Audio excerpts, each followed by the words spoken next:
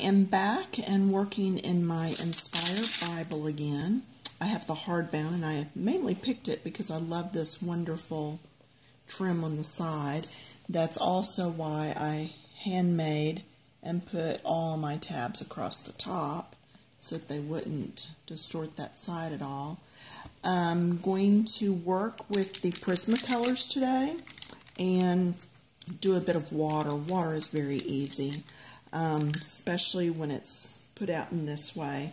Now, I have all these different blues. Which ones are going to look the best? I have no idea. So I'm going to come over to my swatch ring and find my blues and start going through them and pick which ones I like. And I am working on a swatch ring for my polychromo colored pencils, and so whenever I get to where I can, I will video how to make this, because I much rather look at this and be able to lay it down on my paper and look at how something blends or works rather than having to scribble on a piece of paper, because as little as that scribble is, it is still wasting some of my colored pencil. Plus, I can take this to the store with me and see if I already have a certain color, if I want to add to it.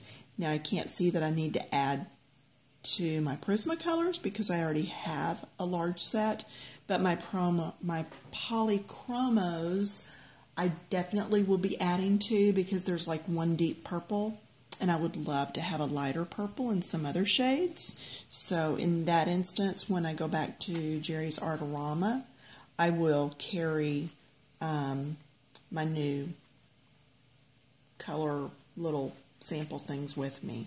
Alright, so I am going to pause for a minute and go through my blues and pick out the colors that I like the best.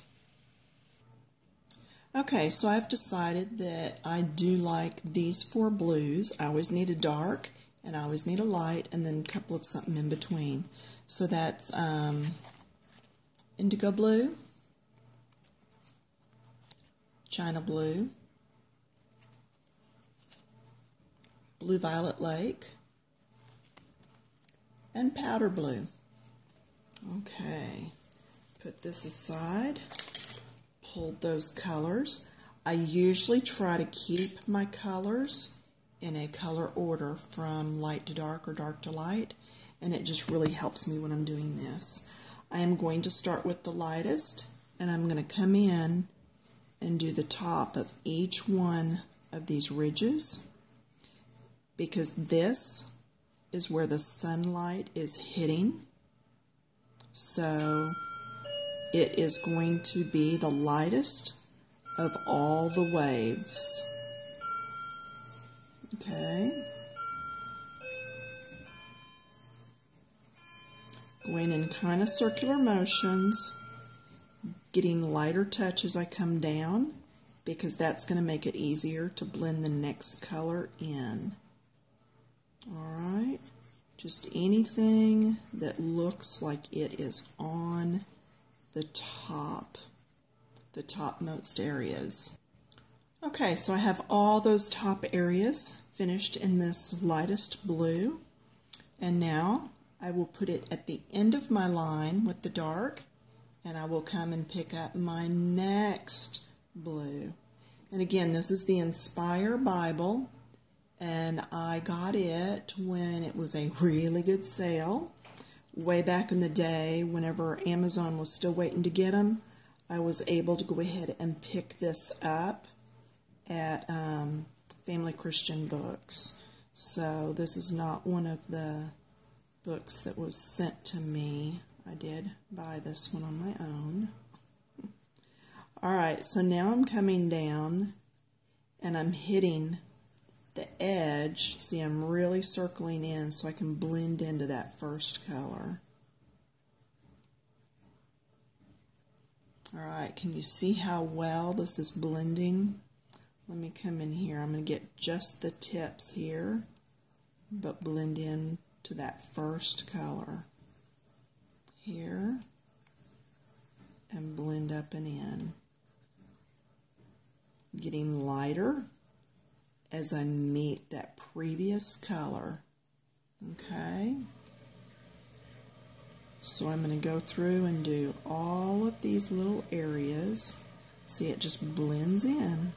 Just keep a light touch. It is so much better to go in and put 2 or 3 coats of color. Coloring pencil artists actually call this painting. So it is actually easier and better to go in and put several coats than to try to get it down all at once. Your coloring just will look so much better. So I am going to pause now and come through here and finish off all these little areas, and I'll be right back. Okay, so I'm popping back in here real quick. Whenever you have 2 areas that just will not blend for you and you end up with a line, that's when you will come back in with the lighter of the 2 shades and do blending. Don't come in with the darker, you need to come in with the lighter, because the lighter will blend. The darker is just going to make it even more obvious that it did not blend for you. Okay, so I have a little area right here, so I'm going to come back in with that previous color and just come in here and blend little circles and just blend that up. There we go. Here's a little piece here, and that's all I'm really seeing. If you really want to get a good look at your coloring, take it into the bathroom, turn all the lights on, and you'll be able to see right away what you've missed. Or take a picture of it, look at it through the camera. That will also do it for you.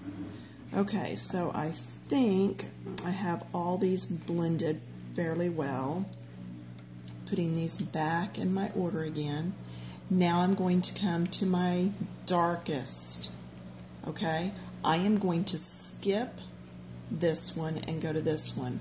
The reason being, anything that is under a lip edge, okay, see how this is rolling on top? Anything that is under gets the darkest color. So at this point, it's easier for me to come in and do all of these darks and work backwards to my lights. Okay, so hang with me. Let me come in and do all the darks, and then I'll bring you back to look. Okay, I want to show you a little bit of what I've done here. Right here, this wave is in front of this one back here. This one is also in front. So I went ahead and deepened this. And do you see how it pushes all this to the back and raises that to the front? Same thing here. I deepened this because this area is behind this and behind this. Okay? I will even come in and deepen this area just a little. And now it pops this wave to the front of this. Just make sure that you're blending as you go. I don't need to do this because it doesn't curl around in front like this one does. Okay? So the next shade will go into that. We're right now just doing the darkest darks. And see, this is behind this. So this is going to be deepened. Just get it deep right there, but then lighten it up as soon as you can and blend it in with everything else. Still trying to get rid of those lines that colored pencils can sometimes bring. Okay, I've got this one to do. And so I'm going to go in here deep.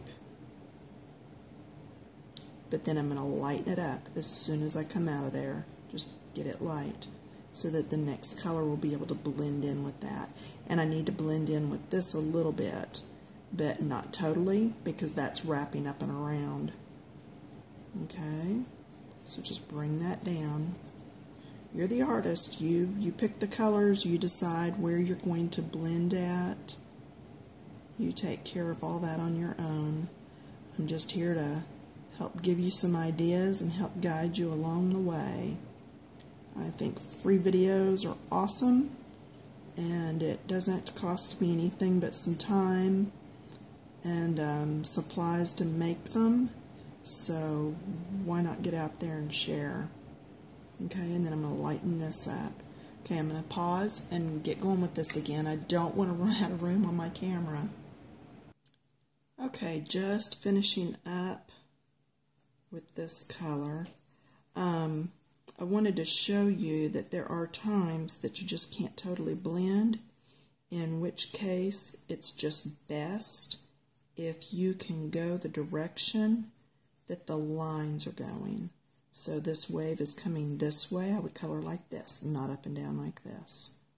Alright, and I'm just going to get a little bit of light color in there because I want to deepen it under that wave to push that to the top. Okay, now going to my next color, which is the China Blue, number 1100. And now I'm going to go through and try to just blend everything else together. Here's a quick tip. When you're going off the edge of the page, put a piece of paper behind it, and that way you can actually slide this page up, put this under, and still have a hard surface under, but not being coloring onto that next page. So that's just a quick tip to help you be able to get these edges all done without tearing up the edges, because it's very hard to do circles right off the edge of the page. Let me show you down in this corner real quick. We had color 1 and 2. This is color 3. So we're going to blend it in with this. So it gets blended in with 2 as well as getting blended in with 4. Alright, this was 4. We blended this in. This is 2. So if I want to blend more here, I do it with this one because it's the lighter of the 2. If I want to blend up here, I have to come back to the one that was lighter and blend with it. Okay, see how that blends? Now I ended up getting that too dark, so I'm going to go even a shade lighter. And I'm going to come back up here and blend in there and knock that back some, because this is what's getting that shine from being on the very top part of the wave. Okay, so keep working on it. Okay, I did come back and put just a touch of color number 3 right there. I connected this wave in here. I did all of this in shade 3, but now I've got shade 4 in my hand, and I'm going to do just this middle area going down, just because I want to anchor it a little bit. So I'm just making that a little darker, just to help anchor it down into that. I can do the same thing on my corners. It'll just help draw your eye around it and back into the page. If you do your corners just a little bit, oops, I have to erase that, a little bit darker than everything else. Speaking of corners, I do not like how you can't get into the margins, and I did a video a couple days ago on how to take a book, and I did the 365 illustrated book into a spiral, and I am seriously thinking about making my Inspire Bible into a spiral. So thoughts on that? I don't like how it doesn't lay totally flat. And part of that maybe because I got the hardbound, but it's still, I mean, it's open as far as it'll go, but I still can't get into those ridges and creases, and that bothers me. So anyway, if you squint and you cannot see lights and darks in your picture, then you need to go back and put some more darks in, or try to use a eraser and lighten up some of those light areas. So I was just trying to deepen the front of that a little bit so that it looks like it's rolled, because that is actually under just a bit, so it would be just a little bit darker. Alright, I'm fairly happy with it. So that, my friend, is how you would do water. Have fun!